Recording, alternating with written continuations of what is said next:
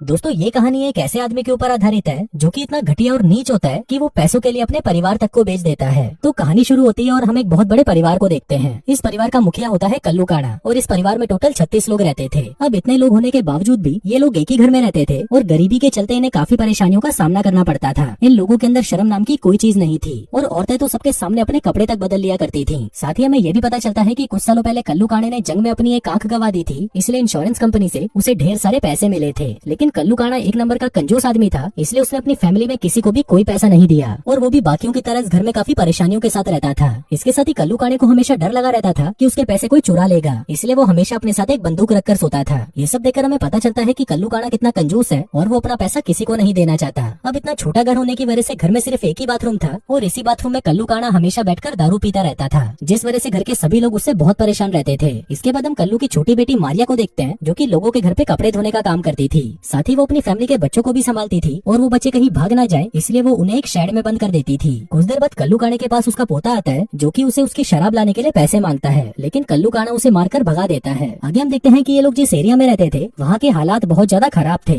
यहाँ के ज्यादातर लोग चोरी कर ही अपना गुजारा करते थे और गुंडागर्दी और मारपीट करना यहाँ पर बहुत आम बात हो चुकी थी। यहाँ तक कि कोई उन्हें ऐसा करने से रोकने वाला भी नहीं था। आगे हम कल्लू काड़े की बड़ी बेटी शर्मीली शबनम को देखते हैं, जो कि बहुत ज्यादा खूबसूरत थी और वो पैसा कमाने के लिए टांगे उठाने का काम करती थी। फिर एक दिन जब वो अपने काम पर जा रही थी तभी उसे मारिया मिलती है। वो उसे पूछती है कि तुम ये सब क्यों करती हो, जबकि तुम इससे अच्छा और इज्जतदार काम कर सकती हो। अब ये सुनकर शर्मीली शबनम कहती है कि मुझे इस काम के बहुत पैसे मिलते हैं और ये काम दुनिया का सबसे आसान काम है, बस टांगे उठाओ और अंदर लेते जाओ और इस दुनिया में ऐसा कोई दूसरा काम है ही नहीं जिससे मैं इतने पैसे कमा सकूं। जो कहकर वो वहाँ से चली जाती है। वहीं घर के बाहर हम कल्लू काड़े को देखते हैं, जो कि एक जगह पर बैठकर शराब पी रहा था और साथ ही वहाँ से आने जाने वाली औरतों को भी छेड़ रहा था। दरअसल उसका ये रोज का काम बन चुका था और मोहल्ले की औरतें भी उससे बहुत परेशान हो चुकी थी। इसी दौरान उसके मोहल्ले में एक गाड़ी आती है जो कि राशन का सामान बेच रही थी। अब ये देखकर कल्लू काड़ा जल्दी से अपने घर पर आता है और अपनी पत्नी से लड़ने लगता है। वो उसे कहता है कि भीसड़ी की तूने मेरे पैसों का राशन खरीद लिया, जिस पर उसकी पत्नी कहती है कि मैंने तुम्हारे पैसों को हाथ तक नहीं लगाया। लेकिन कल्लू काड़े को अपनी पत्नी पर विश्वास नहीं होता और वो उसे दबोचकर मारने लगता है। थोड़ी देर बाद उसके पास उसका बड़ा बेटा आता है और उससे पैसे मांगने लगता है, क्योंकि वो अपना एक बिजनेस खोलना चाहता था।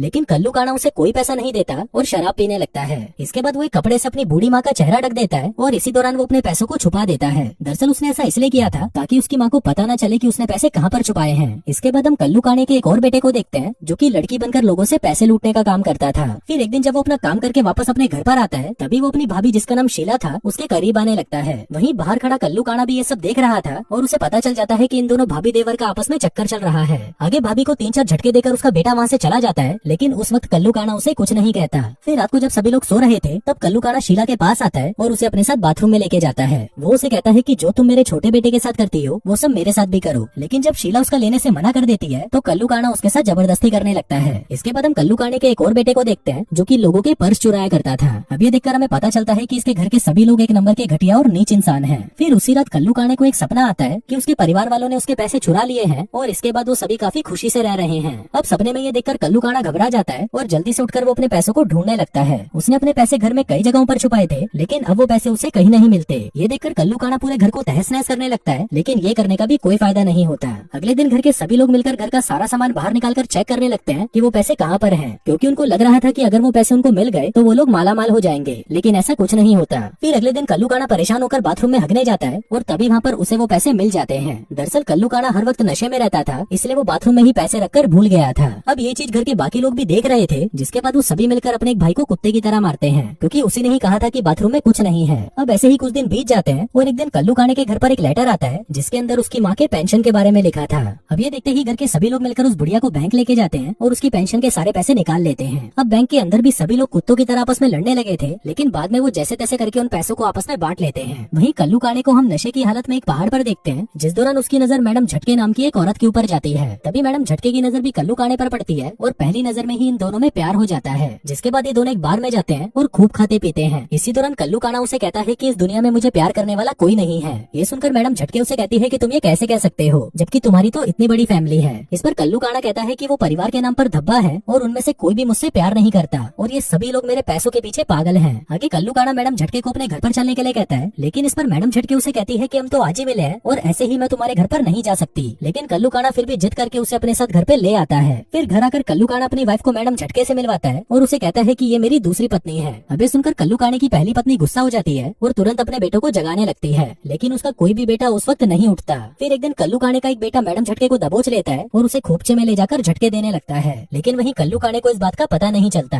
आगे हम देखते हैं कि मैडम झटके भी कल्लू काणे के साथ उसके घर पर रहने लगी थी और उसके और कल्लू काणे के बीच में प्यार और भी ज्यादा बढ़ गया था। इसी के चलते कल्लू काणा अपनी पहली पत्नी को भी भूल गया था, जिस वजह से उसकी पहली पत्नी उससे गुस्सा हो जाती है और उन दोनों को अलग करवाने के लिए वो उन पर काला जादू भी करवाती है। अब जैसे जैसे दिन गुजरते हैं कल्लू काणे की पूरी फैमिली उससे गुस्सा होने लगती है, क्योंकि वो अपनी पत्नी को धोखा दे रहा था और दूसरी तरफ मैडम झटके पर वो सारे पैसे उड़ाता जा रहा था। और अगर वो ये सब ऐसे ही करता रहा तो कल्लू काणे के पैसे जल्दी ही खत्म हो जाएंगे। इसलिए उसके परिवार के सभी लोग मिलकर ये डिसाइड करते हैं कि अब वो कल्लू काणे को मार डालेंगे। वहीं दूसरी तरफ कल्लू काणा और मैडम झटके शादी करने का प्लान बना रहे थे। और फिर एक दिन कल्लू काणा अपने पूरे परिवार को लेकर मैडम झटके से शादी करने के लिए चर्च पहुंच जाता है। आगे ये दोनों शादी कर लेते हैं और शादी के बाद कल्लू काणा अपनी फैमिली को एक बड़ी सी पार्टी देता है। वहीं जब कल्लू काणा खाना खा रहा था तभी उसे पता चलता है कि उसके परिवार वालों ने उसके खाने में जहर मिला दिया है और उस खाने को खाते ही कल्लू काणे की हालत खराब होने लगती है। अब ये देखकर कल्लू काणा अपने सभी फैमिली मेंबर से गुस्से में कहता है कि मैं अभी जाकर पुलिस को सब कुछ बता दूंगा, जिसके बाद तुम लोगों को जेल हो जाएगी। इसके बाद वो हॉस्पिटल जाने की बजाय पुलिस स्टेशन जाने लगता है, लेकिन रास्ते में ही वो बेहोश होकर गिर जाता है।